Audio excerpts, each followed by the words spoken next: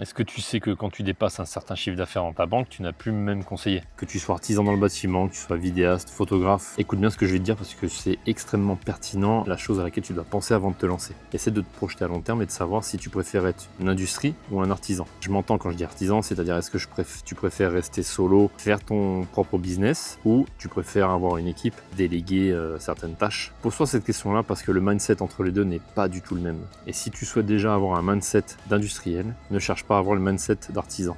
Par la même occasion, est-ce que tu veux faire 300 000, 500 000 maximum ou tu veux faire 1 million, 10 millions? Tu as dû déjà entendre parler des conseillers grands comptes. Dans certaines banques, au-delà de 500 000 euros de chiffre d'affaires, tu as un nouveau conseiller. Et dans d'autres banques, au-delà de 1 million, tu as un autre conseiller encore. Pareil, est-ce que tu veux avoir quelqu'un en marketing, quelqu'un en communication, quelqu'un qui s'occupe des réseaux sociaux ou tu veux tout faire toi?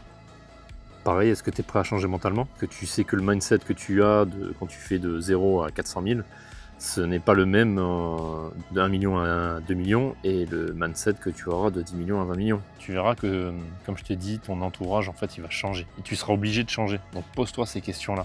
Est-ce que tu veux pas rester artisan? Est-ce que tu veux pas rester une petite structure et faire ça tout le long de ta vie? Ou est-ce que tu veux développer ta société et avoir du monde? Est-ce que tu as compris où est-ce que je veux en venir? Réponds-moi dans les commentaires et abonne-toi à la chaîne.